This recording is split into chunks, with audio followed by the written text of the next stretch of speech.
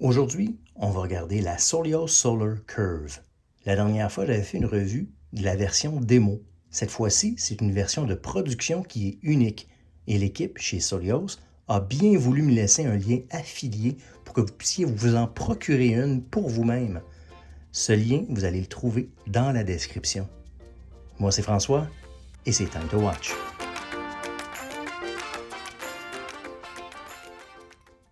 Cette montre-ci, elle est unique. Et l'équipe de Soleos vous dirait, bien sûr, elle est unique. C'est la seule montre solaire fabriquée au Québec. Et ils ont raison. Par contre, celle-ci en particulier, elle est unique parce qu'elle appartient à mon beau-père. Et il est rendu à 80 ans.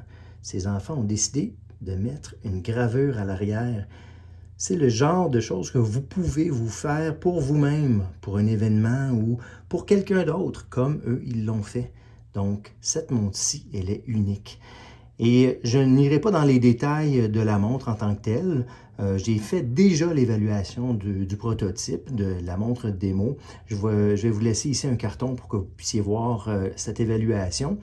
Je vais parler des différences depuis cette évaluation, dont la gravure qu'on peut mettre sur l'arrière, parce que la dernière fois, je ne pouvais pas vous montrer l'arrière. Ce n'était pas l'arrière qui était, entre guillemets, certifié et puis autorisé, disons. C'était un arrière qui était temporaire. Je vais vous montrer ça un petit peu plus en détail. Et puis, je vais parler des différences plutôt de cette montre-ci par rapport à la version démo. Évidemment, si vous aimez ce genre d'évaluation, n'oubliez pas d'appuyer sur le bouton like, ça aide vraiment ma chaîne. Et puis, je vous encourage de vous abonner et puis appuyer sur la petite clochette. Vous serez avisé de toutes mes évaluations qui viennent, dont celle-ci. Celle-ci, c'est ma Hamilton Khaki Field, qui est la version Captain America. Donc, tenez-vous au courant, vous allez la voir bientôt. Alors, comme j'ai dit, je vais parler des différences depuis la dernière évaluation, mais aussi je vais vous laisser ici les spécifications de la montre, juste pour que vous ayez une idée. J'étais sous l'impression que la fenêtre pour la date, elle aurait été placée à 6 heures pour garder ce ballon du design de la montre tel que les Soleos classiques l'étaient. Donc ça, c'est une chose, mais principalement, c'est que la date, et ça, c'est une chose que mon beau-père m'a dit qu'il voulait absolument que je mentionne, c'est qu'elle est très difficile à voir. Il y a quelques items qui font que c'est difficile, c'est que la roulette de la date doit être très profonde parce qu'il y a non seulement le cadran, mais en dessous du cadran, il y a le capteur solaire pour fournir l'énergie à la pile. Donc, dès qu'on penche un peu le poignet, la date disparaît parce qu'elle est très profonde. Mais non seulement ça, c'est que le cercle est petit. La dernière fois à l'évaluation, j'avais mentionné que j'aimais bien ce cercle parce qu'il y avait l'intégration de leur logo. Comme vous le voyez sur le contrebalancier de l'aiguille des secondes, on le voit aussi sur la couronne qui est ici, qui est signée. On le voit aussi sur la boîte du bracelet qui est en extra. On va en parler un peu de ça. Donc, le haut qui est juste là, c'est le logo. Alors, j'aimais bien cette intégration et puis, c'est la raison pour laquelle je me disais que c'était bien intégré. Par contre, compte tenu qu'il y a beaucoup d'espace ici à 6 heures, ça serait beaucoup plus pratique et balancé d'avoir ça à 6 heures. Et aussi, s'ils ne peuvent pas avoir la roulette du cadran de la date rapprochée, disons, qu'elle soit aussi profonde à cause de la limitation des panneaux solaires, mais au moins la mettre un petit peu plus grosse, avoir le chiffre aussi plus gros pour qu'on puisse mieux voir la date. Tant qu'à avoir une date, on est mieux de la voir. Tant qu'à parler de visibilité, j'aime bien le fait qu'ils ont maintenu ce look très simple et sobre, ce contraste entre les bâtons, les marqueurs de l'heure, ainsi que les aiguilles. Les aiguilles, malgré qu'elles soient minces, il y a un beau contraste entre le cadran blanc et le bleu foncé, le bleu royal de ces aiguilles et de ces marqueurs. Si on s'en tient encore aux différences, il y a le fait qu'il y avait la gravure ici, mais ce que je voulais vous faire remarquer, c'est que vous constatez qu'ils ont le souci du détail de garder l'orientation verticale et horizontale pour que ça puisse être équilibré et tape l'œil, je pourrais dire. Donc, si vous constatez, c'est que c'est un boîtier, un dos de boîtier qui est vissé. Donc, malgré que ça soit vissé, ils ont pu avoir cette orientation verticale et horizontale. Si on reste à l'arrière, on constate qu'il y a ici l'accès rapide, le détachement rapide de la barre de rétention pour le bracelet. Et puis, on va parler justement de ce bracelet-là qui a été ajouté récemment pour aller avec la Soleos. Désolé de vous couper ici, je voulais tout simplement que vous restiez à l'affût d'un tirage d'une montre. J'arrive bientôt à 1000 abonnés et je voulais tout simplement vous dire merci. Restez à l'affût.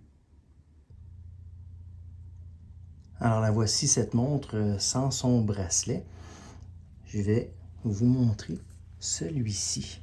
C'est une belle boîte en carton. On peut évidemment recycler. Ici, c'est les instructions pour montrer comment, évidemment, utiliser l'accès rapide.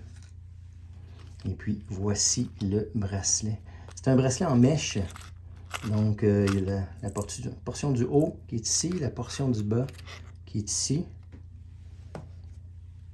Et puis, vous voyez, c'est une mèche qui est très souple. Et c'est un des commentaires de mon beau-père qui disait que ce bracelet est très confortable.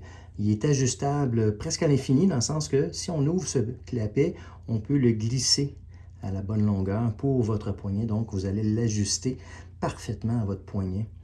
Cette portion-ci, c'est la portion du haut qui s'attache. Et puis, vous voyez, il y a la signature Soleos. Et c'est aussi simple que de l'accrocher ici. Et ensuite, le fermer pour le sécuriser. Donc, laissez-moi la mettre. Et voilà, c'est fait. Donc, ça change complètement le look de la montre. Et c'est ce qui est bien d'avoir un bracelet additionnel, c'est qu'on a une nouvelle montre sans avoir le coût de la montre. Donc, je vais enlever ma Hamilton, qui va être ma prochaine évaluation. Mettons celle-ci. Un look beaucoup plus classique, beaucoup plus sorti, disons, pour une sortie. C'est beaucoup plus approprié. On le voit que c'est bien clean, ça n'accroche pas. Ça épouse la forme de mon poignet. Et puis, la voici, c'est sur mon poignet de 17,8 cm. Donc, pour une occasion particulière, on peut la mettre. Elle est classique, elle est visible. Elle est assez mince pour rentrer en dessous d'une chemise. Et puis, ce que j'aime bien, comme je vous mentionnais, ce qui m'a attiré dans cette montre, c'est la technologie, le fait que c'est une montre solaire, on n'a pas à remplacer la pile, la visibilité, le design, le fait que c'est très sobre, le fait qu'on peut ajouter une gravure à l'arrière et puis la personnaliser à notre goût. Elle est ultra légère aussi. Sur le bracelet en cuir, je crois que c'est 65 grammes.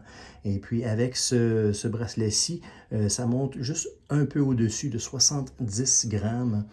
Et puis, comme je vous mentionnais, bon, il y a peut-être la date qui est un peu moins lisible. Elle devrait être placée à 6 heures.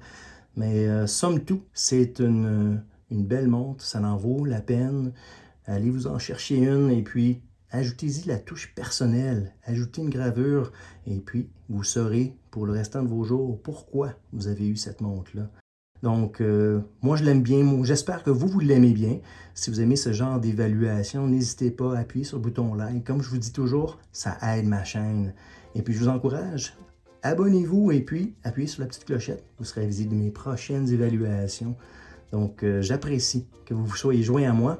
J'espère qu'on se voit la prochaine fois.